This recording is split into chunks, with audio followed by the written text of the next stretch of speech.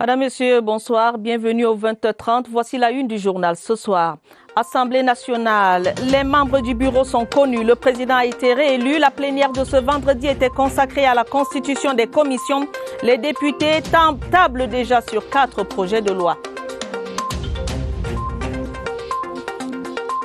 Coronavirus, la pandémie tue sans pitié. Il faut respecter les mesures de restriction et d'hygiène édictées par le gouvernement. Sur le terrain, plusieurs structures se mettent au pas. 3 nouveaux cas ont été signalés ce vendredi à Yaoundé. Ceci porte à 91 le nombre total de cas au Cameroun à ce jour. Covid-19, des chiffres qui donnent froid dans le dos. Le monde enregistre plus de 500 000 personnes contaminées et près de 25 000 morts. Nous ferons le point dans ce journal. Voilà pour les titres. Madame, Monsieur, bonsoir. Merci de nous recevoir. Chez vous, 3 nouveaux cas signalés au Cameroun, 3 nouveaux cas de Covid-19 signalés au Cameroun, ce qui porte à 91 le nombre total de cas signalés au Cameroun à ce jour. Des mesures barrières contre le Covid-19. Supermarchés et autres grands espaces commerciaux se mettent au pas. Le lavage des mains est systématique dès l'entrée et le respect de l'écart 2 mètres entre clients est effectif dans certaines structures visitées par nos reporters. Heureusement, les responsables de ces espaces marchands prennent par ailleurs la peine de sensibiliser à travers des messages affichés. Voici le reportage de Franck Evina. Nul n'entre ici sans se faire laver les mains. Dans ce supermarché, les gels désinfectants sont à la portée de tous les clients. Une fois les emplettes faites, il faut respecter les règles de distanciation devant les caissières, elles aussi en mode protection. Les normes de distanciation entre les clients au niveau des caisses ont été matérialisées à travers des barres qui sont inscrites sur le carrelage, sur le sol.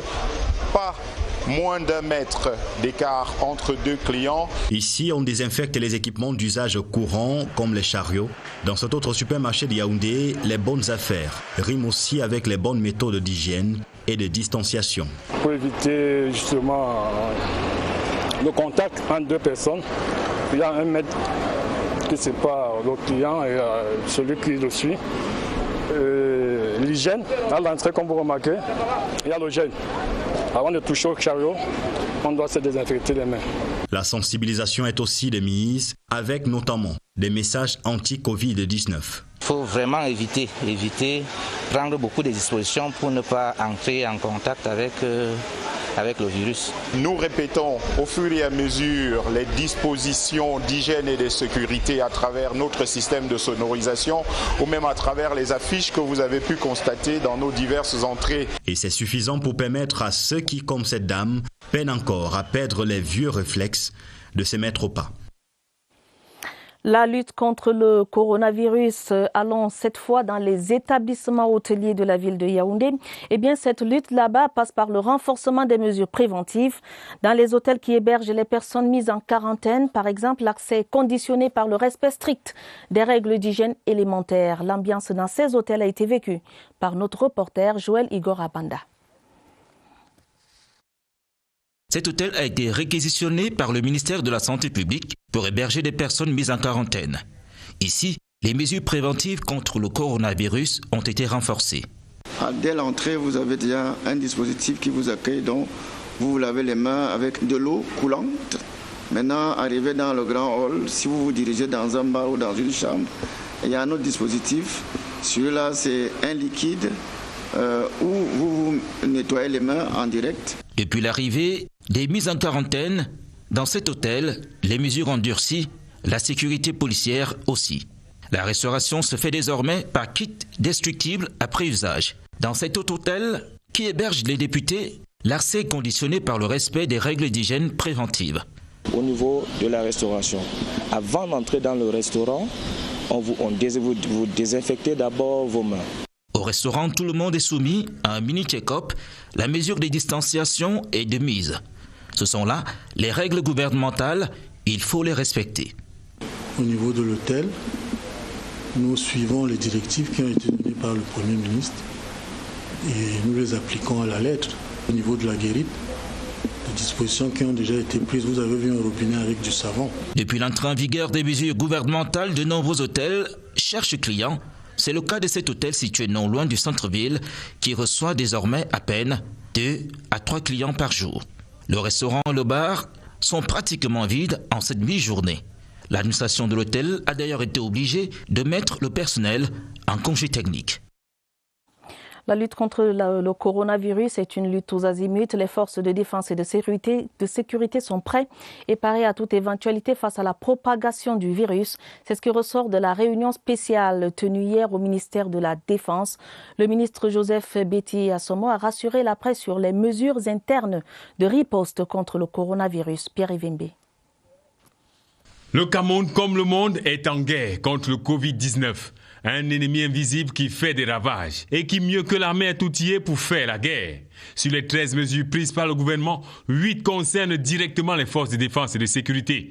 La réunion spéciale tenue au ministère de la Défense a permis au ministre Joseph Betty Assomo de faire le point sur les mesures prises à l'interne pour préserver les forces de défense et de sécurité de cette pandémie. Autour de lui, les chefs de corps qui ont présenté la situation dans leurs unités, Galax et Toga, patron de la gendarmerie, Dominique Baya, secrétaire général de la Sécurité nationale, Léopold Maxime Eko, directeur général de la recherche extérieure, et la forte présence des représentants du ministère de la Justice à travers l'administration pénitentiaire. Harmoniser les stratégies pour mieux faire face à la menace externe, celle de veiller au strict respect et à l'application des mesures du gouvernement foulées aux pieds par certains compatriotes au comportement irresponsable.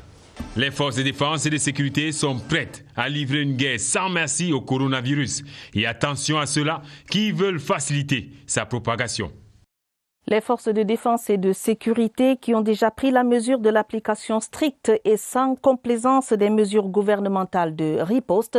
À la gendarmerie nationale, l'heure était à la mobilisation et au déploiement des troupes. Objectif, décourager les contrevenants à travers la répression. Les détails, une fois de plus, retrouvons Pierre Ivembe. Compagnie de gendarmerie de Yaoundé 1, séance de briefing. Le commandant Jean-Alain Ndongo précise les missions et la conduite à tenir. Application des prescriptions du Premier ministre, chef du gouvernement, respect des instructions du ministre des Transports et respect des consignes du haut commandement. D'une pierre, plusieurs coups. On va mettre en pratique l'exécution des instructions de la hiérarchie. Et en même temps, nous allons faire et mener les missions de gendarmes. 16h30, les équipes sont déployées dans la ville de Yaoundé pour une phase de sensibilisation, préparer les populations avant le moment M. Il faudra permettre. Ok, d'accord, monsieur. Ouais, nous respectons les instructions de la hiérarchie. Ce n'est pas nous, n'est-ce pas? Oui, nous tous, on est au courant. Je crois que vous êtes sensibilisés depuis. Les mauvais transporteurs qui vont au-delà du nombre prescrit sont conduits à la fourrière. Vous aviez combien de passagers dans votre véhicule? Vous aviez 5. Il y avait 5 personnes dans votre véhicule, n'est-ce pas? Voilà, merci. Bonsoir, monsieur et dames. Je peux avoir vos pièces d'identité, s'il vous plaît. Et à 18h, c'est le moment de la répression. Fini les discours face aux citoyens qui ne comprennent que le langage de la répression. Nous sommes allés avec beaucoup de politesse, de courtoisie, mais surtout de fermeté. Si on a 10-15 opérations par jour de cette envergure dans la cité capitale, on est à même de pouvoir dire que le message passe et que même les récalcitrants commencent à rentrer dans les rangs.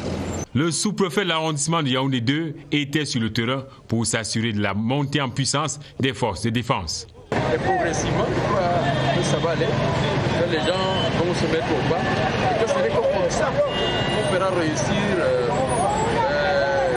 le plan de riposte. À 22h, briefing des 3 compagnies de Yaoundé pour coordonner les actions pour des résultats efficaces. L'heure est à la crainte du gendarme. C'est une riposte globale qui se fait sur l'ensemble du territoire national. Nous allons faire le point dans un des foyers de la pandémie du Covid-19 au Cameroun. Allons à Bafoussam, dans la région de l'Ouest, où 3 cas ont été détectés. Leur prise en charge est effective à l'hôpital régional de Bafoussam. Nous y retrouvons notre reporter. Bonsoir Christelle Kémonier. Quelle est la situation là-bas à Bafoussam? Bonsoir Atta, bienvenue à l'hôpital régional de Bafoussam où sont internées les personnes atteintes de coronavirus dans la région de l'Ouest. Ici, la prise en charge est maximale. Le personnel de santé fait son travail Avec tact et responsabilité, l'on n'oublie pas la main forte de l'équipe technique venue de Yaoundé qui séjourne depuis une semaine dans la région. Selon le délégué régional de la santé publique de l'Ouest, Dr Shinmoun Daouda, les patients sont dans un état stable, pas d'inquiétude à se faire. S'agissant des personnes ayant été en contact avec ces personnes infectés, les recherches se déroulent sur le terrain. Le directeur de l'hôpital régional de Bafoussam, professeur Georges Eno Orok, rassure, tout est sous contrôle. Des salles d'isolement ont été préparées au cas où l'on enregistrerait d'autres cas de personnes infectées. Pour l'heure, la sensibilisation se poursuit dans la région de l'Ouest pour barrer la voie au corona. Depuis l'hôpital régional de Bafoussam, Bernard Kuimi, Christelle Kémonier pour la CRTV. Christelle, pour toutes ces informations, vivement que les mesures édictées par le gouvernement continuent d'être suivies à la lettre.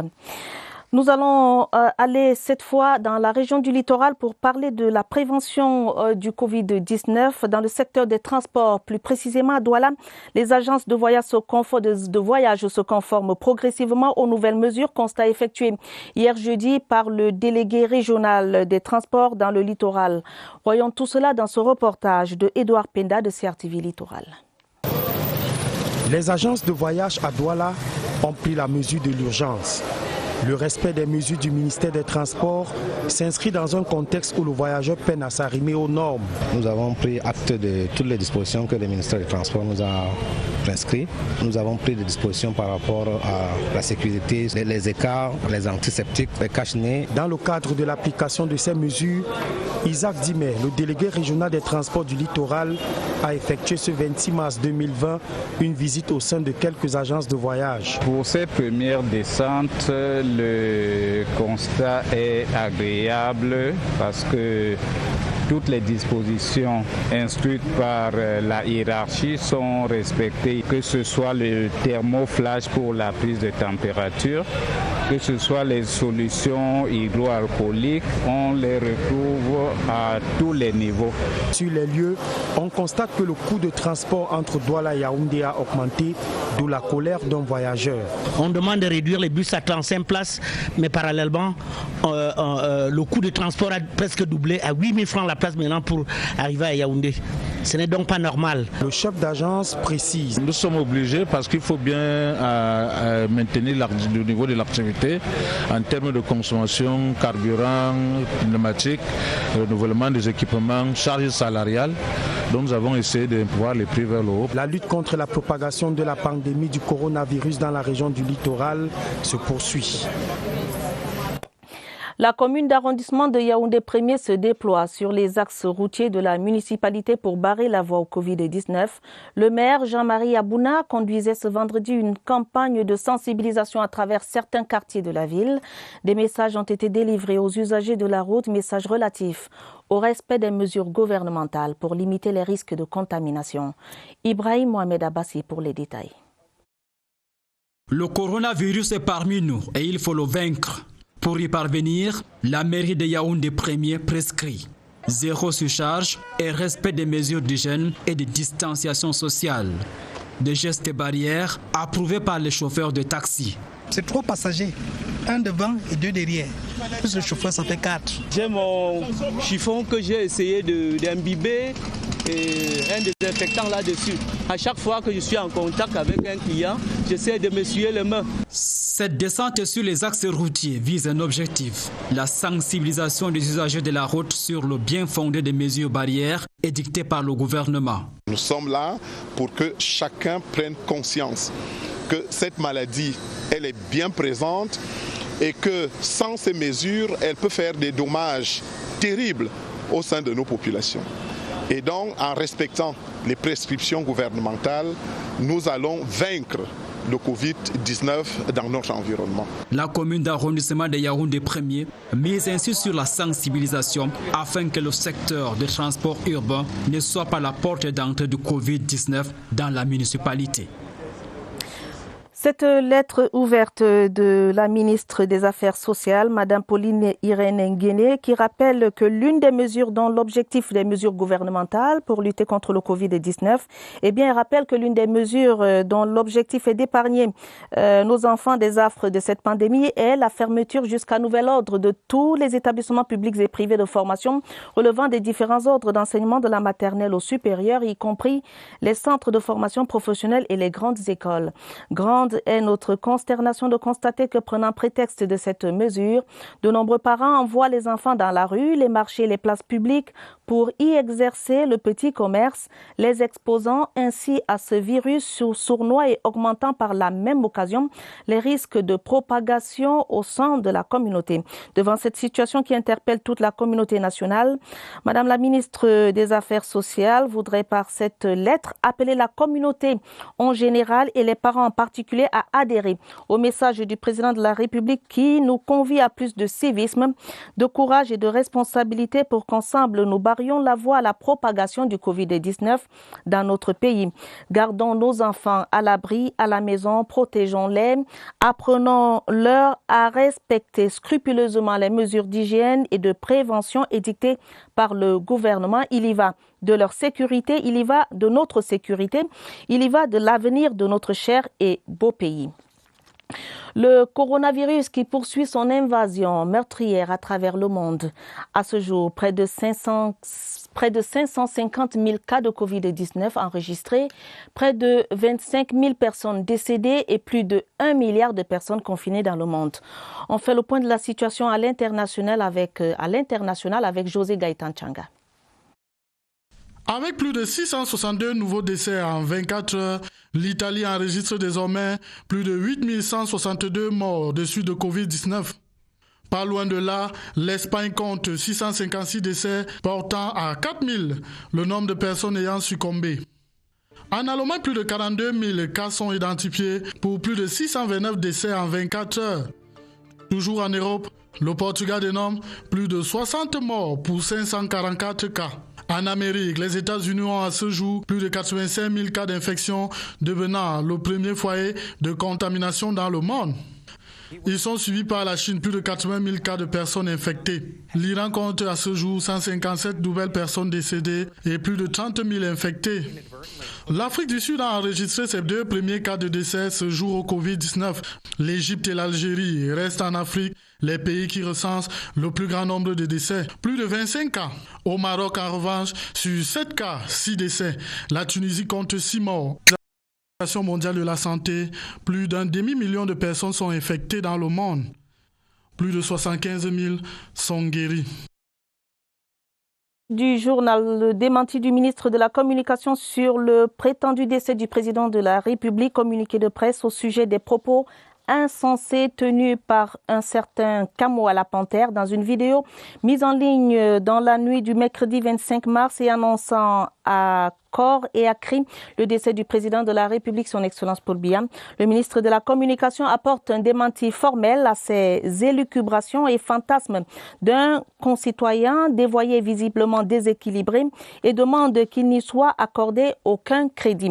Le président de la République va normalement à ses occupations régaliennes, comme en témoignent au demeurant ses activités de ces derniers jours, illustrées par la signature d'importants textes relatifs au fonctionnement des institutions et à la vie de la nation, particulièrement s'agissant de la riposte du gouvernement face à la pandémie du coronavirus, signé du ministre de la Communication, René Emmanuel Sadi. Parlons des activités au Parlement, à l'Assemblée nationale plus précisément. Après la séance plénière présidée hier par la doyenne d'âge Laurentine Koa-Feugue, séance marquée par la reconduction du bureau qui sera conduit par Cavaillé Guédibril, les travaux ont repris ce vendredi. Les 9 commissions générales en charge de l'étude des affaires soumises à l'Assemblée nationale ont été constituées et présentées à la Chambre entière au cours d'une séance plénière présidée ce matin par le chef de Chambre. Au cours de la seconde séance plénière qui s'est déroulée cet après-midi même, 4 projets de loi ont été déposés sur la table des députés. On fait le point avec Claristan. La constitution des commissions générales fait suite à l'élection des membres du bureau définitif de l'Assemblée nationale. Les 9 commissions, loi constitutionnelle, finances et budget, affaires étrangères, défense nationale et sûreté nationale, affaires économiques, éducation et formation professionnelle, affaires culturelles, production et échange et résolution et pétition, ainsi que leurs présidents, vice-présidents et secrétaires sont connus depuis ce matin. Précisons qu'à l'exception de la commission des finances et du budget, qui peut siéger en tant que de besoin, les autres commissions et sous-commissions ne peuvent valablement siéger que pendant les sessions. Les commissions générales sont composées de 20 membres chacune. Ces commissions, présentées par le très honorable Kavaï Yégué Djibril au cours de la présente plénière, vont d'ores et déjà se mettre au travail. Le chef de chambre a dans la foulée présidé la toute première conférence des présidents qui a réuni les membres du bureau cet après-midi à la salle des commissions de l'Auguste Chambre.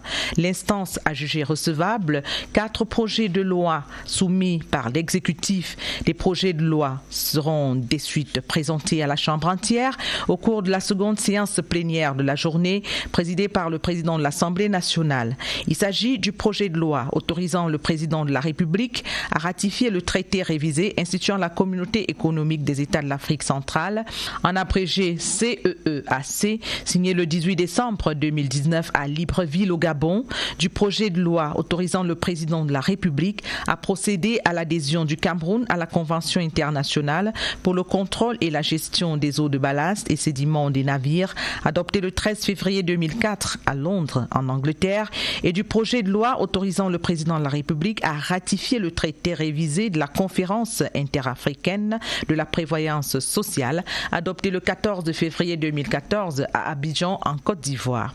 Ces textes seront défendus par les ministres de l'économie, des transports et du travail, assistés pour la circonstance par le ministre des Relations extérieures devant la Commission des affaires étrangères. Le 4e projet de loi régissant l'activité postale au Cameroun sera défendu par le ministre des Postes et Télécommunications devant la Commission de la production et des échanges dans les prochains jours.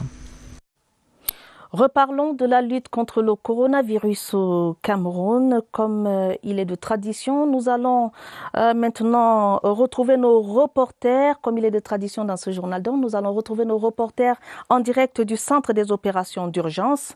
C'est à Messa, ici même à Yaoundé. Allons retrouver Barbara Padjama pour avoir les dernières informations de la journée. Barbara, si vous êtes là, bonsoir. Bonsoir Barbara, je vous vois d'ailleurs. Barbara, bonsoir. Que nous disent le ministère de la Santé, que disent les dernières informations sur le coronavirus ce soir? Badine Oumar, l'information est évolutive ici au centre des opérations d'urgence après le point de presse qui a eu lieu tout à l'heure en début de soirée donné par le directeur de la promotion de la santé au ministère de la Santé publique, Dr Fan Mahamat.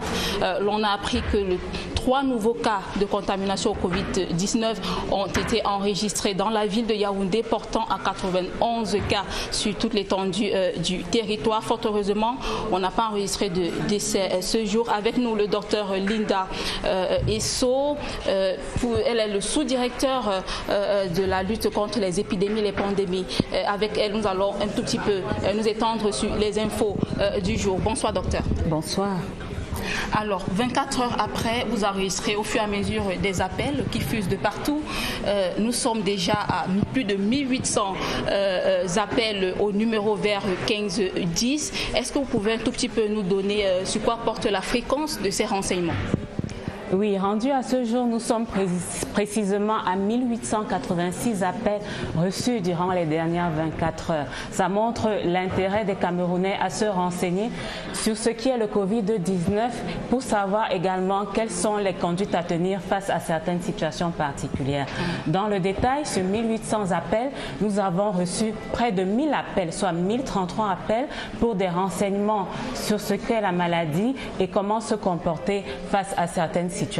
Nous avons également reçu plus plus de 800 appels, mais qui n'avaient rien à voir avec le Covid-19. C'était des renseignements sur d'autres maladies ou sur d'autres sujets. Ce sont des appels qui tendent à saturer la ligne et empêcher les personnes qui ont de réels problèmes de s'exprimer.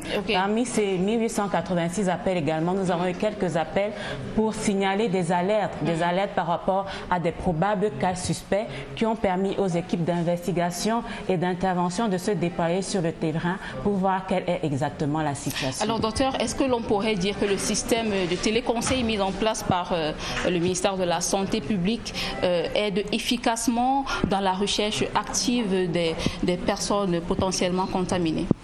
Comme je vous le disais tantôt, on a eu quelques alertes aujourd'hui qui ont permis aux équipes de se déployer sur le terrain. Ça permet de voir si les cas sont effectivement suspects, de les tester et si jamais on a un cas positif, de mettre en branle le mécanisme de prise en charge des cas positifs de Covid-19. Il y a également des appels qui permettent de signaler, je ne vais pas dire dénoncer, mais de signaler des potentiels voyageurs qui ne se seraient pas signalés aux autorités sanitaires et aussi des personnes qui pourraient avoir des symptômes de Covid-19 dans l'entourage des appelants. Et que dites-vous, docteur Linda Issou, à cette personne confinée arrivée en terre camerounaise le 17 mars dernier et qui pourrait probablement être en contact avec la population? À ce sujet, nous en appelons à la responsabilité de tout un chacun. Nous sommes face à une maladie hautement contagieuse qui a fait des ravages dans d'autres pays et qui commence à en faire au Cameroun avec des décès qu'on a déjà enregistrés. Si nous sommes porteurs de Covid-19, c'est d'abord nos proches que nous allons contaminer, notre famille proche, avant de passer au voisinage lointain. Donc nous en appelons à la responsabilité de tout un chacun. Le ministre de la Santé publique a rendu public un communiqué appelant les personnes des vols du 17 mars à se manifester aux autorités sanitaires, au 15-10 notamment, pour pouvoir être screenés, dépistés et suivis sur une période bien déterminée. Nous en appelons également à tous les voyageurs qui sont entrés au Cameroun depuis la date du 10 mars. Faites-vous connaître, faites-vous manifester pour qu'un suivi et une prise en charge adéquate puissent se mettre en branle le cas échéant. Merci docteur d'avoir répondu aux questions du 20h30. Mesdames, Messieurs, nous renvoyons l'antenne pour la suite du journal à Tabadino Oumar. Bonsoir. Merci, bonsoir Barbara, merci pour toutes ces informations. Merci, c'est rassurant de savoir que vous pouvez à tout moment appeler le 15-10 pour toutes vos interrogations, pour toutes vos préoccupations. La suite du journal. La deuxième session de plein droit du Conseil électoral s'est tenue cet après-midi. Les travaux organisés en mode vidéoconférence, le contexte s'y prête d'ailleurs, avec au menu le bilan des élections législatives partielles du 22 mars dernier dans le nord-ouest et le sud-ouest. De l'évaluation faite par Eno Abrams-Ekbe, le président du Conseil retient, entre autres, une forte implication des acteurs du processus électoral. Le reportage de Séverin Alégambeli. Une session du Conseil électoral pas comme les autres à Elections Cameroun. La salle des réunions habituelle au 5e étage du bâtiment a changé de configuration. Seul s'y trouve le président du Conseil électoral et le directeur général des élections. Afin de limiter les contacts physiques, comme le recommande le gouvernement dans la lutte contre le Covid-19, la session est organisée en vidéoconférence à partir d'une connexion Internet reliant les membres du Conseil électoral disséminés dans les 10 régions. Il s'agit en réalité d'un système qui permet à 2 ou plusieurs personnes d'échanger tout en se voyant, sans pour autant être nécessairement dans la même pièce. On a pu voir que tous les membres du Conseil électoral ont pu, en étant chacun dans son lieu de résidence, assister à la réunion de manière comme s'ils étaient justement dans la même salle. Pour le cas d'espèce, nous avons utilisé un écran pour permettre justement à ceux qui étaient dans cette salle de pouvoir voir ceux qui sont dans les régions et en même temps pour que ceux qui sont dans les régions, en utilisant leur téléphone portable, puissent également participer et voir tous ceux qui sont dans cette salle. Dans le fond des débats, il est question de l'évaluation des élections législatives partielles du 22 mars dans les régions du nord-ouest et du sud-ouest. Nous sommes confortés sur le fait que les élections ont été faites de main de maître. Avec beaucoup de professionnalisme, nous avons atteint les objectifs qui nous ont été assignés. Nous avons pris toutes les mesures pour éviter qu'il y ait des recours inutiles, surtout au niveau de l'information des électeurs en ce qui concerne les bureaux de vote. Donc voilà, les mêmes problèmes reviennent, mais nous restons confiants que l'avenir nous dira qui a raison. Le processus électoral suit son cours normal.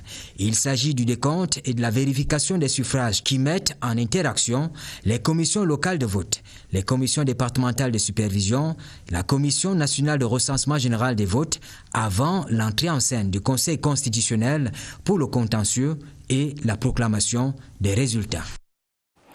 En économie, parlons des émissions des titres du Trésor pour le compte de la loi de finances 2020. Le calendrier et les caractéristiques y relatifs sont connus depuis ce vendredi. La première adjudication est prévue le 8 avril prochain pour les obligations du Trésor assimilables estimées à 220 millions de francs CFA au cours du mois. Les garanties et les projets concernés par cette émission des titres sont déclinés par Lucrèce Mebenga.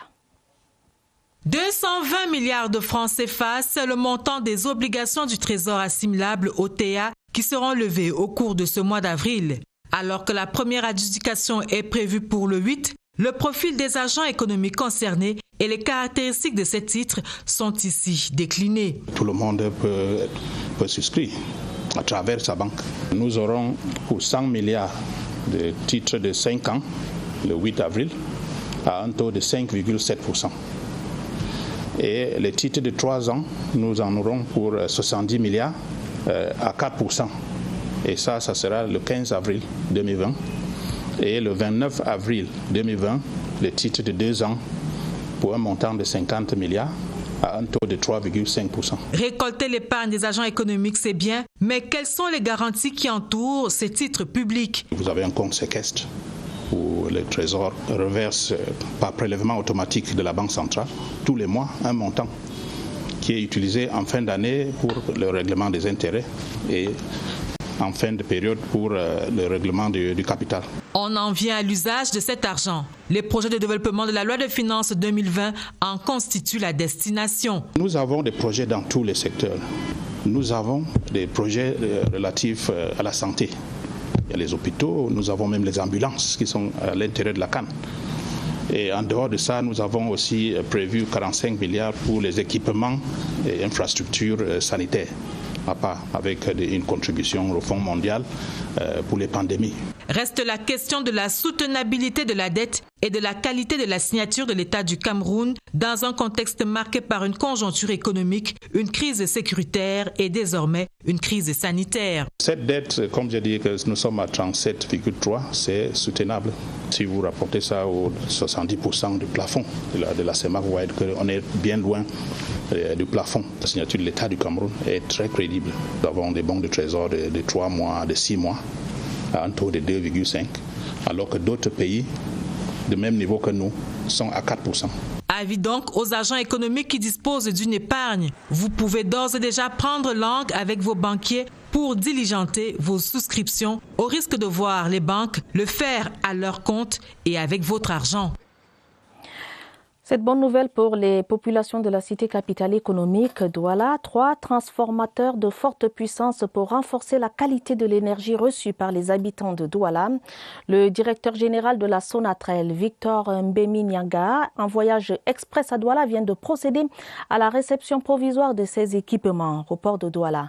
Gaël Moudiondedi de CRTV Littoral nous en dit plus. Une douzaine de personnes tout au plus pour accompagner le directeur général de la Société nationale de transport de l'électricité Sonatrel au port de Douala pour des raisons évidentes d'épidémie de coronavirus. Après un regard curieux et satisfait à la fois jeté sur les 3 transformateurs de puissance venus de Turquie, on peut signer. Ces transformateurs seront installés, l'un à Yaoundé au poste de Kondengui, le deuxième à Ahala, à Yaoundé, et puis le troisième à Limbe. Je crois qu'avec ces transformateurs-là, on va remplacer ceux de 36 MVA par 50 MVA. Donc c'est une capacité multipliée par 1,5. Vous voyez que c'est important. Une véritable bouffée d'oxygène qui servira à faire entrer dans le circuit électrique national les mégawatts en provenance du barrage de Mainveleux. Un véritable soulagement pour le réseau interconnecté Sud. Et là, ce n'est qu'un début, parce qu'avec le rabattement de la ligne 225 Mainveleux, Kolkoumoua Yaoundé, nous aurons encore 20 mégawatts supplémentaires maintenant d'énergie. Je crois que les populations de la capitale et puis du sud-ouest et les environs vont respirer un peu mieux. également annoncé d'autres transformateurs de puissance destinés à la ville de Douala. Nous attendons une série de 3 autres transformateurs vers le mois de juillet, si les mesures de restriction ne nous empêchent pas de les avoir en juillet. Toutes ces infrastructures offertes par le président de la République, Paul Biya, ont pour but d'améliorer la qualité et la stabilité de l'électricité reçue par les Camerounais, optimisant par là le confort du quotidien des Camerounais en ces temps difficiles. C'est cet après-midi que le saxophoniste camerounais de renommée internationale, Manu Dibango, a été inhumé. Les obsèques se sont déroulées en présence d'un parterre réduit de personnes, membres de la famille et personnalités du monde des arts, de la musique et de la politique. Manu Dibango est décédé mercredi 24 mars 2020 des suites de Covid-19. Une cérémonie funèbre s'est tenue à l'heure exacte de l'enterrement ici même à Yaoundé, au bon soin de la famille. Une cérémonie funèbre qui s'est donc déroulée au domicile familial. Des parents, amis et proches ont tenu à rendre un hommage vibrant au grand Manu en cette triste journée d'inhumation, des moments vécus par notre reporter Agnès Solange-Abosolo. Au cœur de l'épreuve qui secoue le monde entier, un tantinet d'espoir dans la forêt. À la mémoire de celui qui aura été un frère, un compagnon de route et un père, une cérémonie funèbre pour l'accompagner. Je suis triste, mais je ne l'ai pas vu, mais mes enfants m'ont dit qu'il a beaucoup souffert et qu'eux, ils ne supportaient plus de voir leur père comme ça. Ils sont surtout là pour prier et se souvenir de l'homme qu'il était, des actes iconoclastes posés et des œuvres immenses laissées à la postérité, le grand Manu. Sa particularité, c'est qu'il réussissait à développer un lien particulier avec chaque personne qu'il rencontrait. Papa Groove, décédé le 24 mars dernier des suites du coronavirus, repose désormais au cimetière du Père-Lachaise à Paris, où il a été enterré ce vendredi, en présence d'une partie de sa famille, car Marva Dibango, sa deuxième fille au Cameroun lors de l'annonce du décès de son père, n'a pas eu ce privilège. Le dernier moment avec lui, c'était à l'hôpital. Aller le voir la veille de mon départ pour venir ici, c'était le 5 mars dernier. Il n'était pas très bien, il n'avait pas trop d'énergie, mais il m'a encouragé à venir parce que je venais voir ma mère que je n'avais pas vue depuis 2 ans. Donc il m'a dit, vas-y ma chérie, vas-y ma fille, va voir ta mère. Un papa mondial célébré dans la sobriété. Un peu comme il aura vécu. Dans une déclaration, le ministre des Arts et de la Culture salue l'œuvre immense de ce patriote, un grand maître à jamais, entré dans la mémoire collective nationale et internationale. Manu Dibango, dans le sens de la persévérance à l'effort et la recherche de l'excellence, était gigantesque, tout comme l'homme, et dont les œuvres inspireront toujours d'autres artistes et hommes de culture. Autre hommage, celui rendu à l'artiste, musicien et bassiste Ntumba Minka, décédé le 17 février dernier à Paris en France des suites de maladie. La dépouille mortelle arrivée au Cameroun il y a quelques jours a été levée cet après-midi à l'hôpital central de Yaoundé. Désolation à la morgue de l'hôpital central racontée ici par Alex Kokola. Pas d'entrée pour la dizaine. Coronavirus a limité les places. Nous sommes à l'hôpital central de Yaoundé. Les consignes respectées face à cette pandémie intensifient désolation et tristesse pour la famille biologique et artistique de Ntumba Minka. Toutes les deux consternées. Près de 4 décennies sur scène, il la quitte sans avis, laissant un silence de mort dans l'art musical camerounais. C'est très difficile pour des générations à venir, pour la musique camerounaise qui perd un gars aussi talentueux.